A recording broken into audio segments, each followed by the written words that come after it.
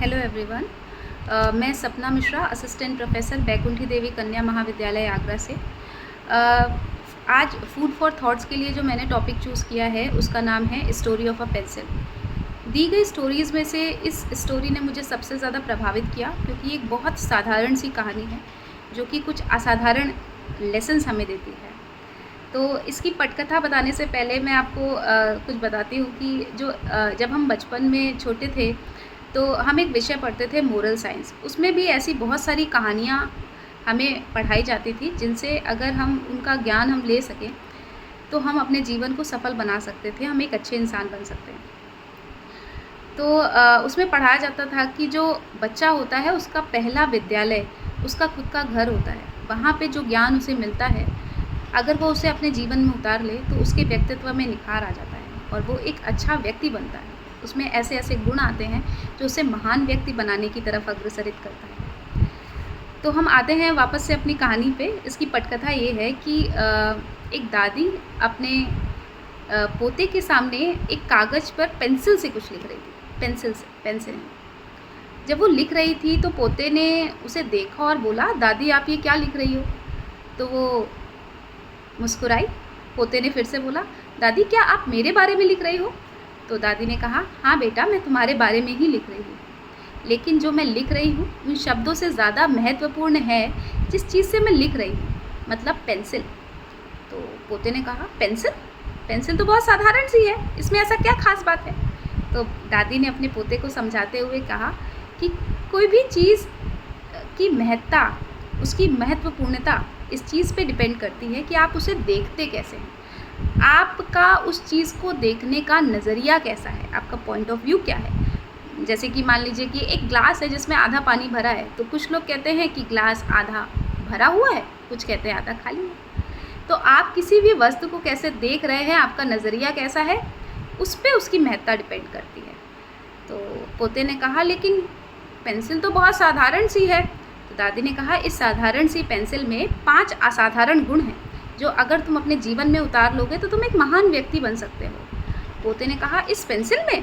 तो दादी ने कहा, हाँ, और मैं चाहती हूँ तुम बड़े होके इस पेंसिल की तरह बनो। दादी ने कहा, इस पेंसिल में पहला जो गुण है वो ये है कि पेंसिल कैसी लिखावट लिखती है ये पेंसिल पे निर्भर नहीं करता, ये उस हाथ पे निर्भर करता है जो उस पेंसिल को चला रही है।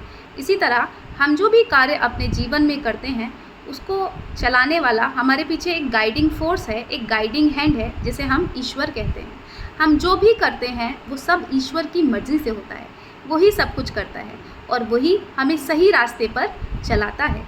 तो हमेशा ईश्वर पे भरोसा करना चाहिए जो हमारे जीवन की लिखावट को बेहतरीन बनाएगा।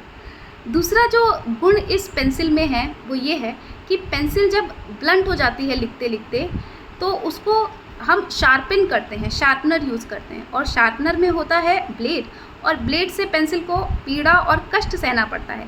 लेकिन ये पीड़ा और कष्ट सहने के बाद वो पेंसिल जो लिखावट करती है वो बेहतरीन होती है, बहुत सुंदर होती है। इसी तरह मनुष्य के जीवन में भी बहुत कठिनाइयाँ, बहुत दर्द, बहुत पीड़ाएँ, बहुत संघर्ष आते हैं, लेकिन इन संघर्षों का सामना करने के बाद, इन कठिनाइयों से गुजरने के बाद उसके व्यक्तित्व में बहुत निखार आता है और वो एक बेहतर इंसान बनता है, पहले से कहीं बेहतर इंसान बनता है।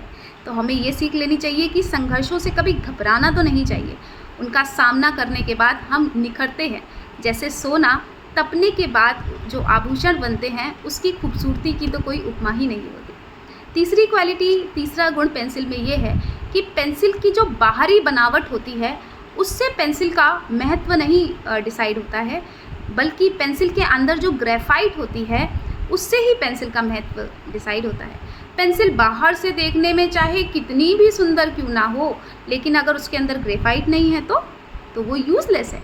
इसी तरह हम बाहर से देखने में भले ही कितने खूबसूरत हों, लेकिन अगर हमारे आंतरिक गुण अच्छे नहीं हैं, हम अंदर से खूबसूरत नहीं हैं, तो उसकी कोई महत्ता नहीं है, हम यूज़लेस हैं। जैसे बिना ग्रेफाइट के पेंसिल यूज़लेस है।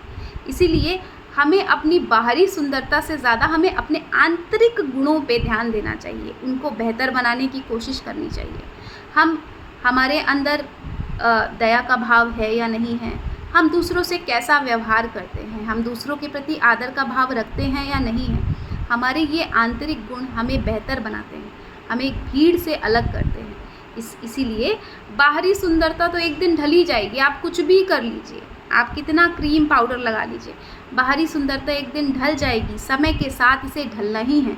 लेकिन आंतरिक सुंदरता समय के साथ बढ़ती है, और ये आंतरिक सुंदरता लोगों पे जो प्रभाव छोड़ती है वो एवर लास्टिंग होता है। बाहर से आप बहुत खूबसूरत दिखते हैं, एक दिन कोई आपको याद रखेगा, लेकिन आपने उस व्यक्ति के साथ कैसा व्यवहार किया, आपके गुण कैसे हैं, वो उसे जीवन भर याद रखेगा। चौथा जो क्वालिटी होती है, चौथा जो गुण है पेंसिल का, वो ये है कि अगर आप पेंसिल से कुछ लिख दें तो आप उसे मिटा सकते हैं। इसी तरह जीवन में यदि आपसे कोई गलती हो जाए, गलती होना, क्योंकि मनुष्य गलतियों का पुतला है, गलतियां तो होती ही रहती हैं, तो जीवन में अगर आपसे कोई गलती हो जाए तो आपको परेशान नहीं होना है, आपको उसको पेंसिल की इरेज़र की तरह मिटाकर उसको इम्प्रूव करना है। तो अपनी गलती मानना और उसे सुधारना, इसमें कोई भी शर्म की बात नहीं है। जब आपसे गलती हो तो आप उसे सुधारें, इम्प्रूव करें। तो इन छोटे छोटे इम्प्रूवमेंट से आप एक अच्छे इंसान बनते हैं, आप सीखते हैं, आपका जीवन के प्रति नज़रिया बेहतर होता है। पांचवा जो गुण है पेंसिल में वो ये है कि पेंसिल हमेशा एक प्रभाव छोड़ती है। It always leaves a mark. इसी तरह जीवन में हम कैसा व्यवहार कर रहे हैं, हम क्या कर रहे हैं, उसका प्रभाव सिर्फ हम पर ही नहीं, हमारे आसपास के लोग, हमारे समाज पर पड़ता है। सिंस हम लोग टीचर्स हैं तो हमारे जो स्टूडेंट्स हैं वो हमसे बहुत ज़्यादा इन्फ्लुएंस होते हैं। आप लोगों ने देखा होगा बचपन में, आप लोगों ने खुद भी ये एक्सपीरियंस किया होगा कि जब हम छोटे थे तो भले ही हम ये कहें कि हमें डॉक्टर बनना है, इंजीनियर बनना है, ये बनना है, वो बनना है, लेकिन मन ही मन हम चाहते थे कि हम टीचर बने, हम अपने टीचर जैसा बने। वो जैसे बोलते हैं, बात करते हैं, जैसे कपड़े पहनते हैं, जैसे कॉपीज़ चेक करते हैं, आपने सबने किया होगा अपने घर पे, कॉपीज़ चेक किया होगा, और टीचर की तरह चौक से दरवाज़ों के पीछे लिखा होगा, तो ये सब करते हैं। तो सब टीचर से बहुत इन्फ्लुएंस होते हैं। तो हम जो कर रहे हैं हमें सोच समझ कर करना चाहिए, क्योंकि ये हमारा, सिर्फ हमारा व्यक्तित्व ही बेहतर नहीं बना रहा है, वो किसी और के व्यक्तित्व पे भी प्रभाव पड़ डाल रहा है। तो हमें ध्यान रखना चाहिए कि जीवन में हम जो भी कर रहे हैं उसका प्रभाव पड़ रहा है, सिर्फ हम पर ही नहीं, हमारे आसपास के लोगों पर ही। तो इसलिए हमें ट्राई करना चाहिए कि ये प्रभाव सकारात्मक हो, ना कि नकारात्मक। तो ये जो चीज़ें हैं, यदि हम अपने जीवन में 5 गुण उतार लें तो हम एक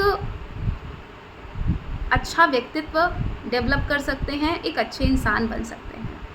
तो हमें क्या क्या सीख मिली इस कहानी से? इस कहानी से हमें ये मिला कि हम जो भी होता है जीवन में उसके लिए परेशान नहीं होना, क्योंकि हमारा एक गाइडिंग हैंड है, ईश्वर है, जो हमें हमारा हमेशा मार्गदर्शन करता है। दूसरी चीज़ है हमें धैर्य बनाए रखना है जीवन में। तीसरी चीज़ है हमें कठिनाइयों से, संघर्षों से कभी डरना नहीं है। संघर्ष हमेशा हमें बेहतर बनाते हैं, है ना। संघर्ष हमेशा हमें बेहतर की तरफ अग्रसरित करते हैं। तीसरी चीज़ ये है, कठिनाइयों संघर्षों के बाद हमारा व्यक्तित्व निखरता है। हम अगर कोई गलती करते हैं तो हमेशा उसे सुधारना ही चाहिए, सुधार कर हम एक बेहतर इंसान बन सकते हैं। चौथी चीज़ ये है कि हमें अपनी बाहरी सुंदरता से ज़्यादा अपनी आंतरिक सुंदरता को निखारने का प्रयास करना चाहिए, कि बाहरी सुंदरता तो एक दिन ढल ही जाएगी, जो हमारे साथ रह जाएगा वो है हमारी आंतरिक सुंदरता, हमारे आंतरिक गुण। चौथी चीज़ है जो भी कार्य हम करें उसे सोच समझ के करें, क्योंकि इन कार्यों का प्रभाव सिर्फ हमारे ऊपर नहीं पड़ रहा है, उससे सिर्फ हमारा व्यक्तित्व बेहतर नहीं बन रहा है, अपितु जो हमसे इन्फ्लुएंस हो रहे हैं उनका भी व्यक्तित्व उसको बेहतर बनाने की कोशिश कर रहा है। तो इसलिए हमें जो भी कार्य करना चाहिए सोच समझ कर करना चाहिए, क्योंकि उसका प्रभाव सिर्फ हम पर नहीं पूरे समाज पर पड़ रहा है। तो ये थी मेरी आज की कहानी, स्टोरी ऑफ थॉट। उस पर मेरे कुछ ऑब्जर्वेशन और comment. Thank you so much.